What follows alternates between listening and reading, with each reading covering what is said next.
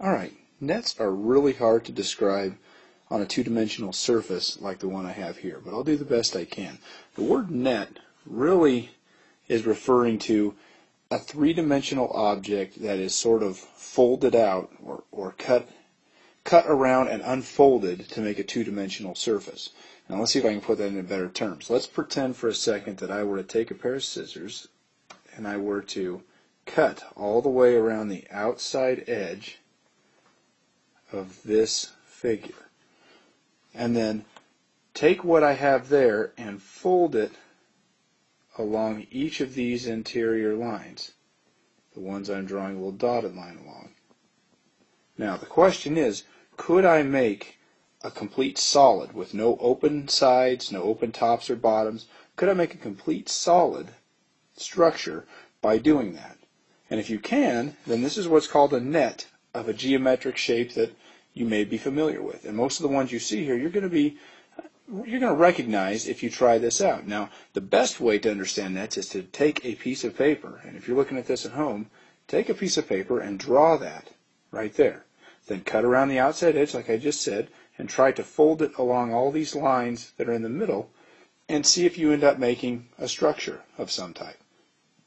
Now, I'll try to draw this one. Basically, if I were able to fold side 1, 2, 3, and 4, each at 90 degrees along that line that divides them, I could make kind of a box. Okay, I could basically take side 1, this edge, and connect it with side 4's this edge, and have 90-degree angles all the way around. Then this right here could be my bottom, and this could be my top, and what I would make essentially would be something like this. Okay, and you'll have to use your imagination a bit because drawing on this sort of thing is a little tough to do. But that right there, you usually think of as a cube, but the geometry term for this is a rectangular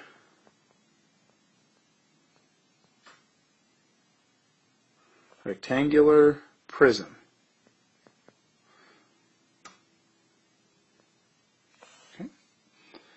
Now, that one is kind of easy to see. Once you think about cutting and folding, the box sort of fits nicely. Now, what do we do when we see something that looks kind of similar, but we're not quite sure what it makes? Well, take a look at this bottom one. Now, notice that if I were to cut all the way around the outside edge, in this piece right here, okay, if I do that, you don't see any lines down the middle. There's no folding lines. Now, I'm not going to add those in, but it's different than the one before. Okay, I'm going to go ahead and draw this back in there. Hopefully you can see what I used to have since I accidentally erased it. So since there's no folding lines, what that tells you is it isn't going to be folded. Now, how could I get side A over here to maybe touch side B without folding it? Well, it doesn't mean I can't move it and fold it a little bit. It means I can't crease it. I'm not going to have any exact folding lines like I did up in this problem right here. Okay, so let's think about this for a second. If this was my top and this was my bottom, then I'm going to have something like this. Okay. And now if I were to take this rectangle and touch side A and bring it all the way around and touch side B, and it's hard to show this once again on something that's flat, so the best way to learn this is to cut that shape out and try this for yourself at home. Then I could basically make a cylinder. Okay. Now, that one's a little tougher to see until you actually try it out. As you look at some of the problems you get here, you have to think about what sort of solid could I make. Now, there are some deceptive problems. Okay, I want to show you one that would not work, okay, to watch out for.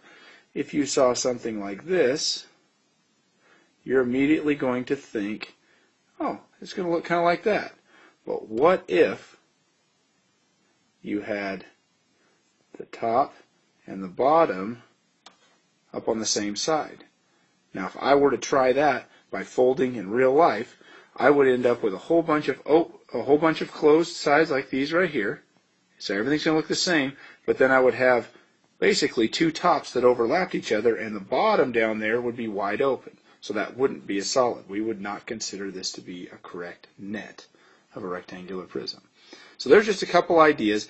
Every time you get one of these, whether it's on a test or whether it's just to practice in general, the best thing you can do is grab a pair of scissors and cut that thing out around the outside edge, and then try to fold it up into some sort of shape. And if it doesn't work, then hey, it doesn't work. But most of the time you'll find that they will fold together into some sort of geometrical shape that you are used to seeing.